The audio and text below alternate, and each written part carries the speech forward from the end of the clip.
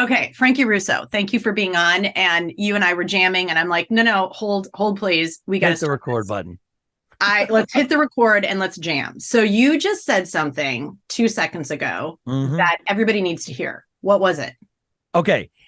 We were talking about our passion, our calling, and we were talking about our one statement for the world, right? And you know that one of my big ones lately, especially, has been love your weird. Okay.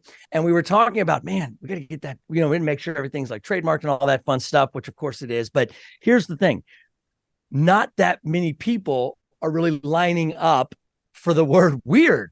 When I was doing Breaking Why and the Art of Why, a lot of people, everybody's fine with talking about why. Yeah, it's cool. Yeah. It's in. Thank you, Simon Sinek. But here's the thing, weird is something that no one is trying to fight me on that. That's what I've learned, is that no one's trying to, everybody loves it, especially women. Every woman I've told love your weird to, they love it. Guys, on the other hand, especially in corporate America, it's like, I don't know, man. We need to get serious about revenue. We need to get serious about margins. We got to get serious about not having churn. I don't know about weird. You know what I'm saying? We're having some real issues right now. If we would love your weird, what's that about? So anyway, I always think it's funny because a lot of the ideas I've had in the past, I've been scared someone would steal it.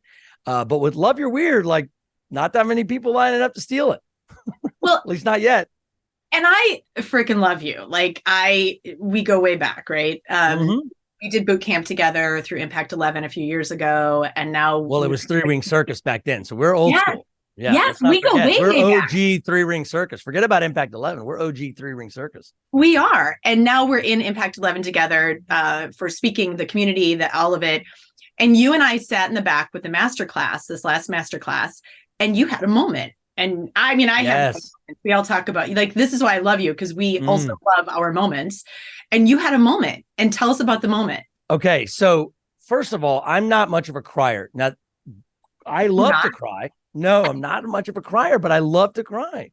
And I usually will cry at, like, Saving Private Ryan type movies, or like when I feel like I'm touching the God matter a bit, or the universe powers, and I'm feeling like, oh my God, I'm in this moment that like aligns with my calling or my why. All right. And so when that happens, it's a lot of times it happens on stage. Well, I'll kind of choke up. People don't realize that it's happening, but like it's happened many times I'm on stage because I'm like, man, I'm living this. And it's happened also like when I'm helping a drug addict or alcoholic get sober, right? Those types of moments where I know I'm in this raw moment of truly unconditionally helping others without taking score, that happens. Okay. Well, this was unexpected though. So that day in Detroit, I cried like 7 times. It was blowing my mind. And I was like, what the hell is going on? And so one of my mentors, Seth Madison, was doing a master class on how he's finally embracing the word love. And that is not a very accepted word in corporate America as like a strategy, right? You walk into a boardroom and say, we've got a new strategy and it's love. It's like said no corporate person maybe ever, or not very often. Okay. So he's talking about how he's finally stepping into it. He doesn't care anymore. He's doing it, you know, corporate America be damned, if you will. And I'm sitting there in the masterclass. I'm like, God, that is exactly where I'm at. But where the tears came from was not just me being willing to finally love my weird. So the irony of me having my talk and my content be love your weird is that I spent the majority of my life hating my weird. Now, I didn't think of it like that. I didn't wake up every day, we're going to hate our weird. No, but I masked it. I masked it in business, masked it in a suit, masked it in trying to be something that I wasn't. And essentially, my own journey to loving my weird is where a lot of this came from. And what I've learned, and I've been scared, I haven't had the boldness, as you put it, or the courage, as you put it, to go full weird. Okay. But that's over. The days of me not going full weird are over. And the final last percentage of me being at 100% full weird was that day in Detroit. It was because I had this moment, a moment where I realized that my children, so I have 6 children. Sara knows that. Some of you guys might not know that. I have 6 children. Okay. So just a real quick sidebar. I've recently realized, Sara, that I thought my credibility was all this stuff I've done in business or doing books and talks and all this nonsense. I thought that was my credibility. It's just recently that I've uncovered that my main credibility is that I'm the father of 6 young children. because there's no better case study. Because as you know, I'm very passionate of unlocking the child within. And I think there's a ton of power in that. And we can double click on that later. But a lot of it is about the weird kid that we all were at 5 years old and how we've tried to suppress that. And a lot of times we've done it unconsciously.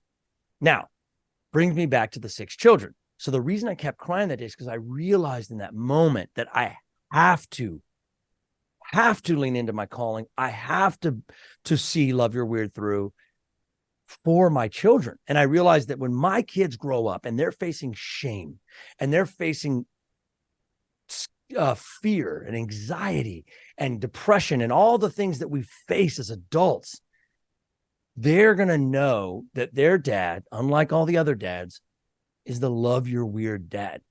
I mean, what greater legacy could I give these children than to be the Love Your Weird dad? And that just kept rocking me all day.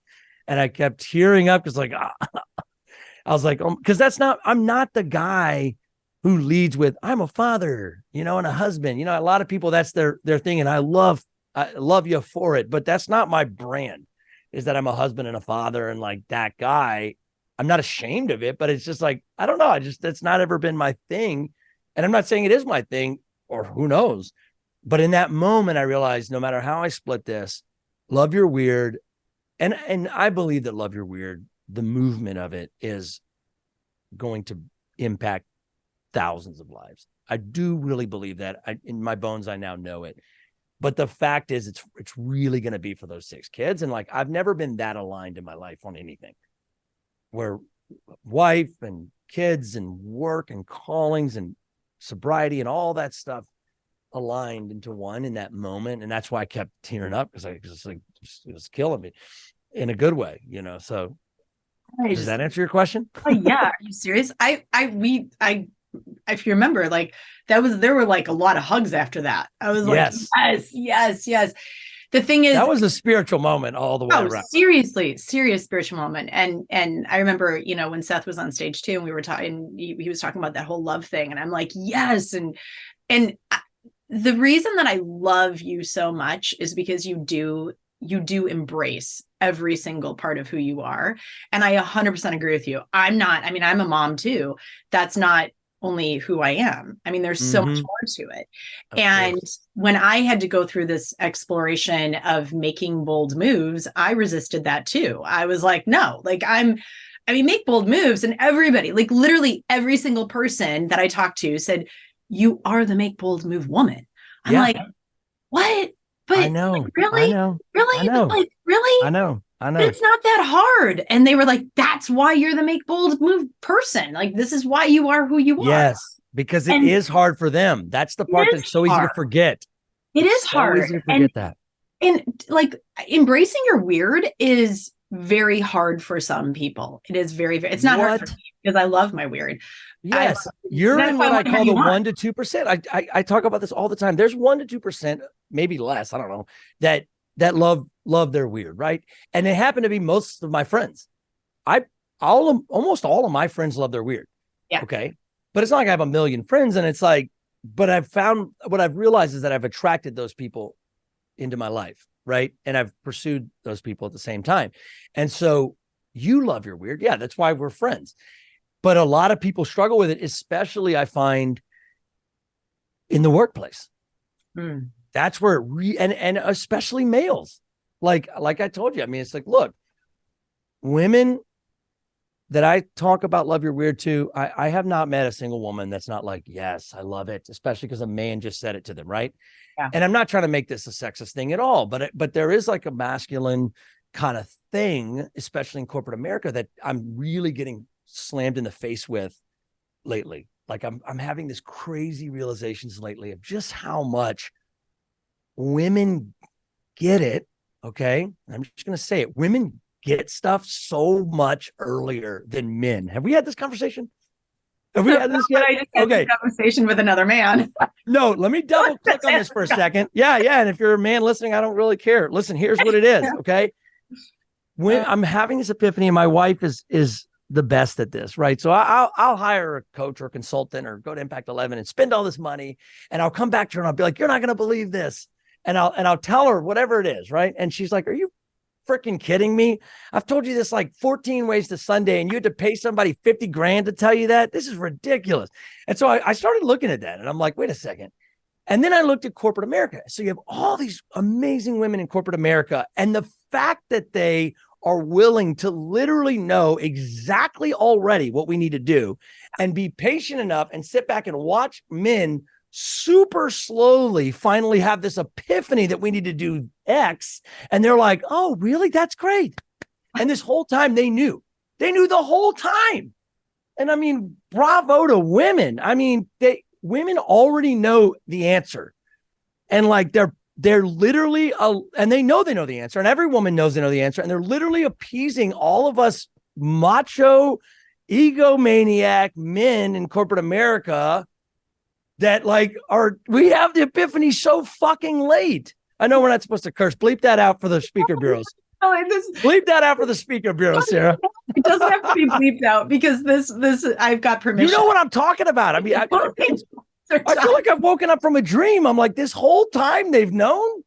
Like, oh my God, I thank you, women, for being amazingly patient with these ridiculous macho men in corporate America. It's out of control. Well, listen, I'm starting to talk about it from the stage too. I said it at a deal in Vegas 2 weeks ago, and I said to her, I said, "Look, I'm just going to say this," and I said what I just said to you, and it's like I don't even know if the men heard it, but the women definitely heard it.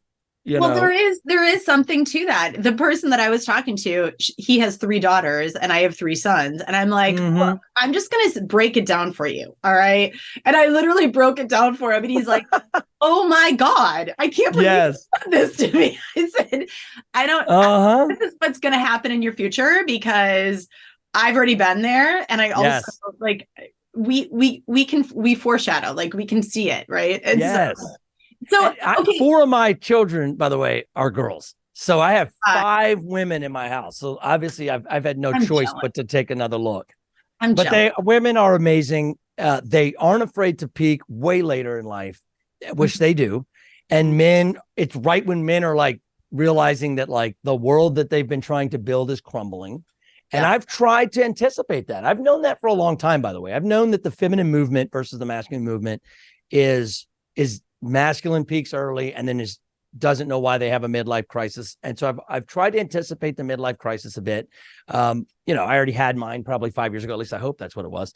But yeah, women, I don't know what it is. It's just like, there's something to be learned from that. And I'm far from a feminist, by the way. So I don't want to give that impression. I'm not a feminist per se, but there's something there. I don't know. Right. Something there. Right. Okay. So I want to dive into something though with you that you said you had your 5 years ago, right? Yes. How much has it been with you loving your weird allowed you to step into this person that my God. Yes. Thank you for asking. You're sober. You're freaking hilarious. You are vulnerable. You're authentic. You are honest to God, Frankie. Like, you step into the room and you are such a loving human being filled with energy. Truly, like I consider you a brother. Like you are. I've never met your wife. She is one. She's amazing. You'll immediately she's one lucky love her. Woman. Like you, like truly, like I can only imagine what you two are like together because it's wild. And so so first of all, she's not my first wife, and she is my love your weird wife. Period. So first of all, when Love Your Weird came after being already sober 9 years. Okay. And I thought when Love Your Weird started to bubble up, I had already thought that I knew how this world worked. In fact, I wrote my first book and the title was Master Your Purpose. Now, when a 35-year-old male, by the way, writes a book that's Master Your Purpose, don't read it. I mean, come on now. This is ridiculous. If it wasn't for the fact that it allows me to have 2 bestsellers, I would have scorched the earth with that book. Now that we've gotten honest about that. So here I am. I'm 35-ish, 36. I've written the Master Your Purpose book. I've clearly got it all on lock. And then boom, I get divorced, right? And my choice, right? And it was because I had no idea how much I was living an inauthentic existence. So the version of me that the world knows now right, is a version that came from great pain.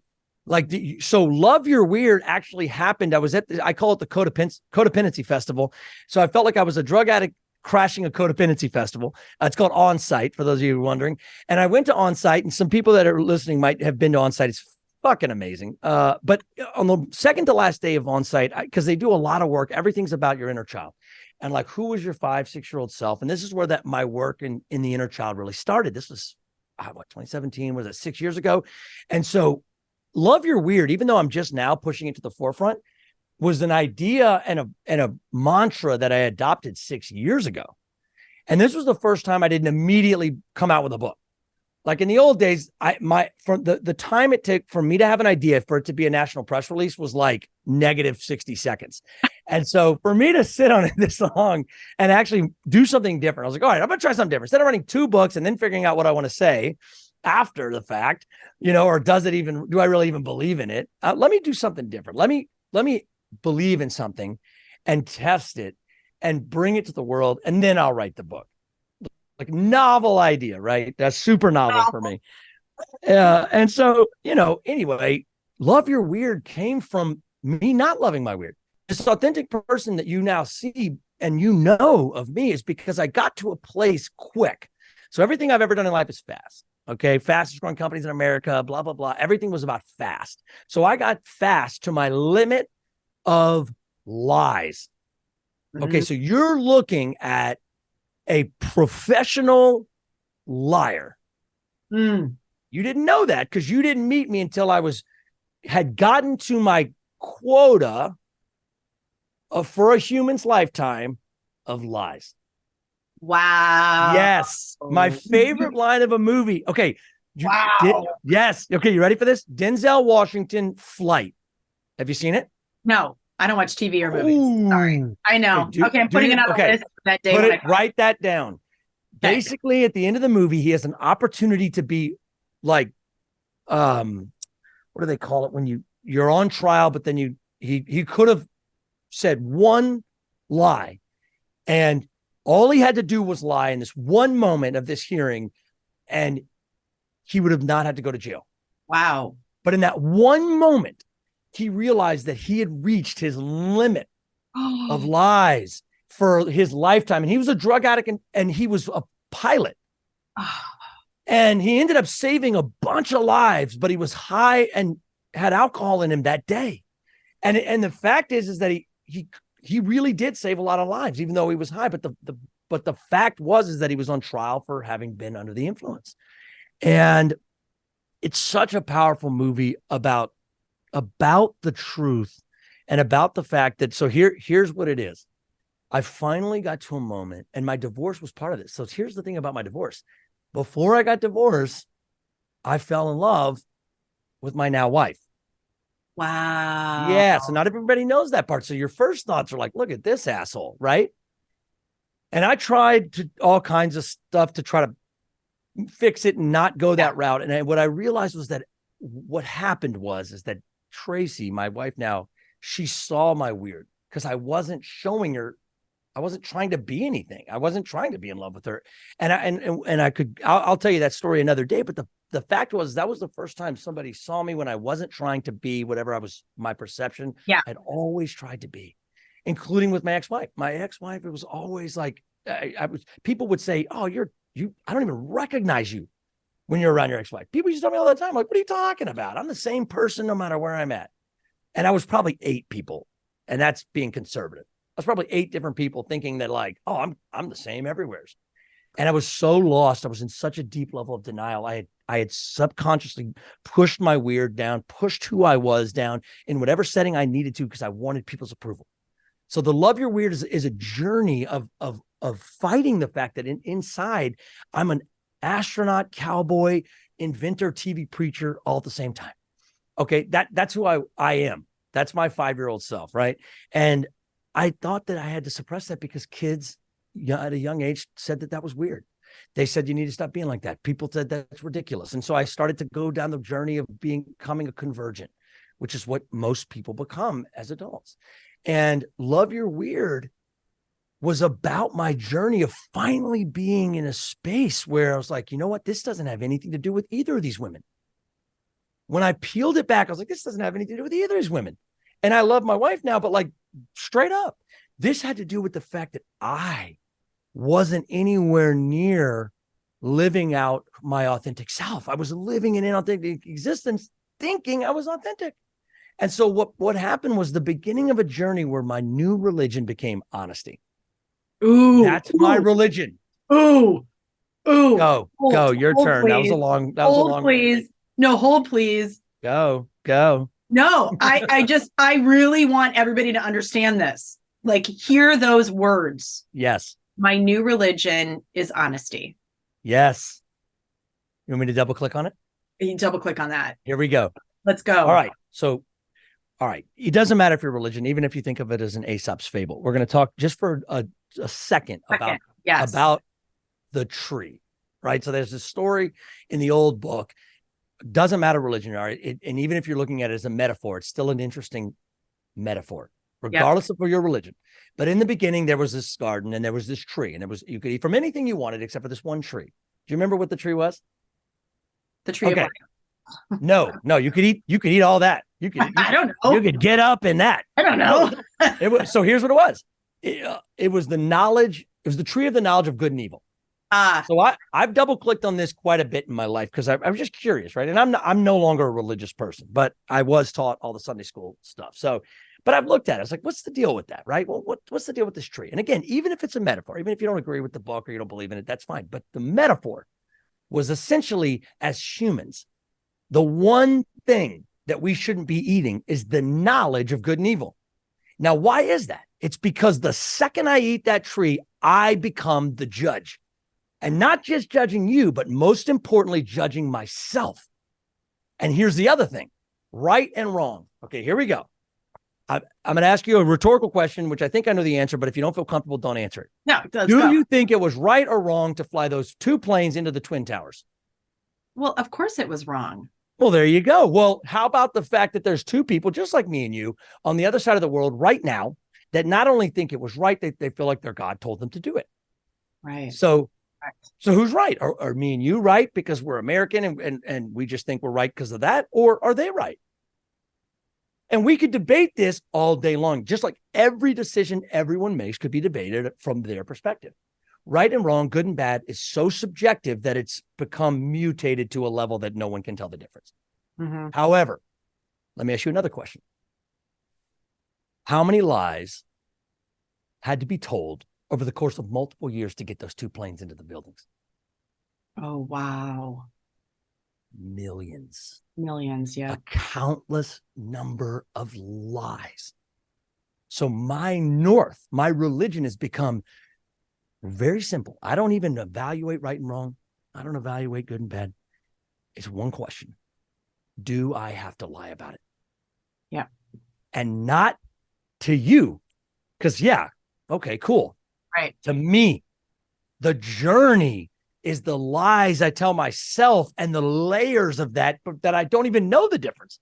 I think what I've learned is that, like, man, the bold-faced lies is one thing. The leaving shit out, that's another thing. But the real thing is when I tell you a lie and I don't even know it's a lie. Right. And that is the superpower of denial. One of the biggest villains in my journey.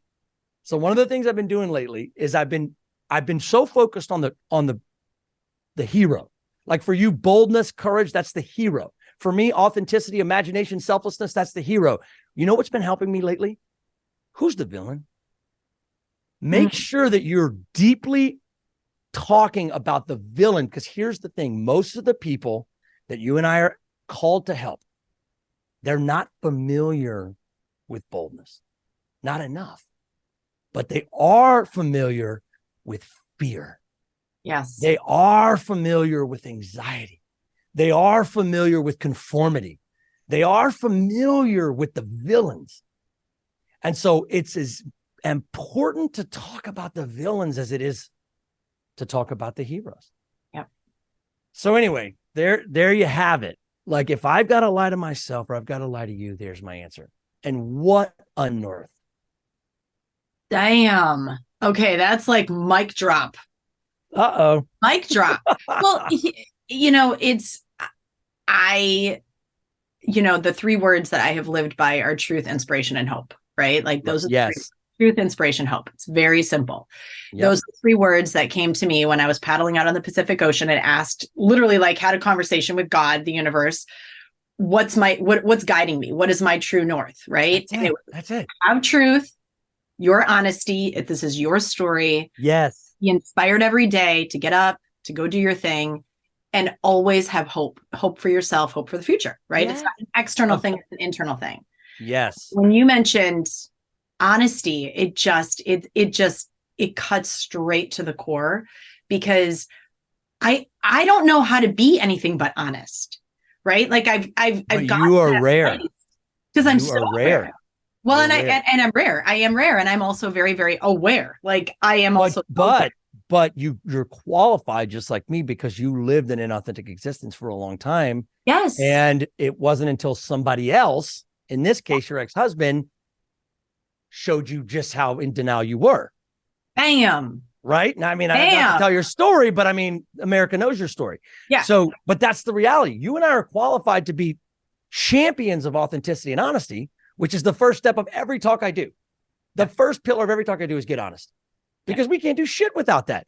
Yeah. Because everybody's like, how do I solve the problem? Well, first of all, you got to be honest about the problem, because that's the part that so few people are doing it. What about Billy Joel? Did you like the honesty is such a lonely word? Do you know the Billy Joel song? That I do know, because I love music. Okay, the song, even if you feel like his style is cheesy and it's old school, that song is just, that's the mantra for corporate America. All right.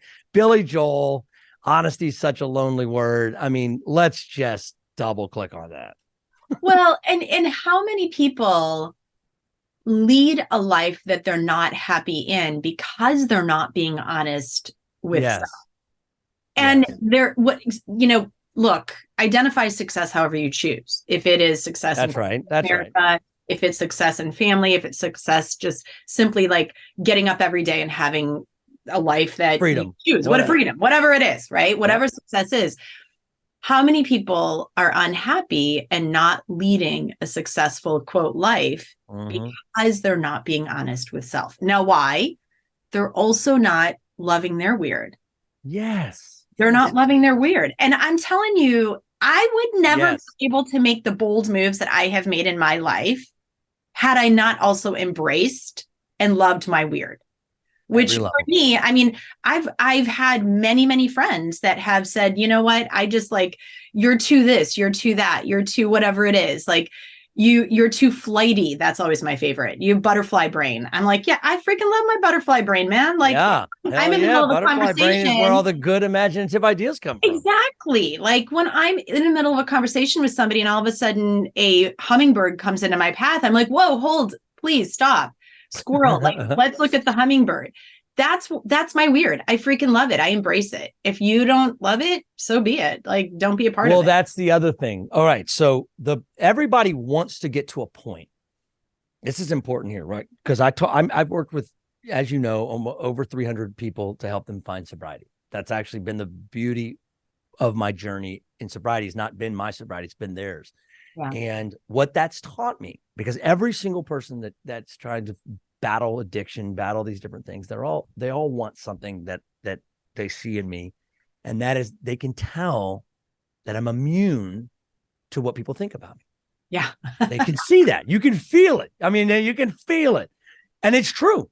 I have become immune, but it was because I was willing to destroy my master your purpose reputation. And I did. There's people that still think I'm the Antichrist for getting a divorce. I mean, if you're listening, you know who you are. And I see you. But here's the thing, like once I burnt the pedestal to the ground, I was on a golden pedestal that I had created. When I burnt that mofo to the ground, scorched the earth with the pedestal, that was the beginning of my freedom. Now, here's the kicker. Here's the part that people don't like about this, but this is the truth. If you would like to be completely set free from what people think of you, and I'm not talking about the, oh, fuck them, I don't care what they think, like I'm going to live my life. That's not love your weird. Love your weird is not like, oh, I'm going to love my weird and you can deal with it. That's not what this is. That's not what this is. What it is that I'm okay with you not being okay with me. Yes. Now, there's something you have to give up. It's the price of admission for this, guys. So check it out. This is the part you're not going to like, but F around and find out. Here's what it is. If I wanted to no longer be trapped in a prison of what everyone else thought of me for validation to be enough, okay, which is a journey of shame that Sara's an expert at, that when we overcome that, that's the beauty of it. The truth is, everything I did to master my purpose was actually to just try to get you to validate me to be enough. So once I realized that was happening, and I realized that I no longer wanted that to be my north, was what you thought about me, I realized that if I want to be free from the prison of you thinking bad about me, I don't want you to think bad about me. I want you to think good about me. In order for me to be free from that, to be free from it, I had to also not only give up and let go of what you think bad about me, I had to give up what you thought good about me too. Now, this is the magic. Trust me when I tell you something. If you're willing to give up, and I'm talking to the men in the room, women, you're better at this already, but everybody needs to hear it. And this is what it is. If you're willing to give up the good things that people say about you, you will be free of the bad things. Yeah. But it's all or none. You have to be willing to give up both as it relates to our ego. Okay, you have to give up both, and this is hard. And because the thing is, nowadays, what I've learned is that, for example, like the connection that I've made with you, or the connection I've made with other people, like what you said to me, and I was on a call with somebody just now, and they were like, "Oh my God, I'm a fan," blah blah blah. The only reason that can happen is because I'm not looking for your approval. Exactly. I'm not looking for your approval, and guess what happens, everybody? Yep. You have a great approval rating. Go fucking figure. Yep. Go figure. Exactly. And this relates to everybody's journey, wherever they're at. Personal development. We're breaking every bureau rule. We've dropped so many F words. Oh, that's what we had. And I was trying not to curse. I was trying to be your first podcast that was bureau friendly. I'm sorry, bureaus out there. Look, I don't curse from the stage if it makes you feel better. Oh my gosh. He asked that question during boot camp. Oh, I was really like, oh no. Class. I was like, so can we talk cussing? Like, we don't talk. Well, here's no, it's a whole thing in my house right now. We don't have time to cover it today, but if I could tell you a whole story about cussing right now, we're having in my house. It's a whole thing with the 8-year-old, 2 8-year-olds and a 10 and 11-year-old. We did. We had that conversation because we're both speakers. And I asked. I raised my hand. I'm so glad you asked because I had no idea. I'm like, oh, Lord. And stop cussing. And they were like, don't cuss on social media. Don't cuss in your podcast. Don't. You know how many things we would have to delete from the internet for you and I to qualify for this? Well, trauma survivors cuss. There's a whole thing with this. Like, passionate people cuss. Listen, that's what I tell my kids. Look, if you're 18 and you understand the context of how to use the words, it's fine. Look, when you're under 18, I can't tell you what to do other than don't say them, because there's too many ways it's going to get in the way of your usefulness to others. And that is something that I kind of always look at. It's something I'm not going to do. I only don't curse in certain settings if I think it's going to get in the way of me being useful to you. Right. You know? And I know darn well you and I's conversations, it's definitely not going to get in the way. In fact, it'll probably make us even closer if I curse. So, but you look at it, you got to look at it. This is how it is. This is how it is. You and I always keep it real. That's what's so fun. Like, that's literally, I honor the fact that we have this relationship, because we keep it very, very real. So I want to dive into, really, we only have a little bit more time here, but I do want to dive into this because it's so important how much that loving your weird, loving who you are, has allowed you to step into this man that you are today. That is one of the most important things that I think that people need to really hold on to and listen to, because whatever that weird is. And here's the thing is that I think so often we have stifled our weird that we don't even know what our weird is. Growing up, we've stifled it. And going back to that child within us allows us to bring up that weird, whatever it is. Um, Yes. so let's dive into that, because I think it's so important for people to really sit with that in our healing journeys. When I'm taking people now understand, my work is shifting now, as you and I were talking about. It's shifting from this whole journey of healing into this journey of making those bold moves. And that said, that's like the umbrella, right? The bold moves is really, really important. You can't make those bold moves unless you also embrace every version of who you are, including Right. that weird, right? Where you can dive into, okay, I've lived through some really hard experiences. I've become sober. I've whatever it is, right? Like I've gone through a divorce. I've lost a child, whatever it is. And being able to heal from that and being able to be honest with yourself allows you to make those bold moves in every area of your life, including business. That's the thing that people also don't understand or don't grasp onto. We spend so much time at work in our lives, that half of our lives are essentially at work as far as we're as adults. And so you can't ignore that. Yeah. But let's take a step back, and I want to honor something that you said, because there is no loving your weird without also honoring what's in the way of your weird.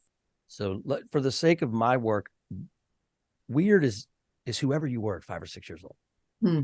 Now, here's the thing, and you know this as well as I do, because you've done deep work with people that can't remember. Yeah. You know what I'm talking about. And there's a reason why. And that reason is trauma.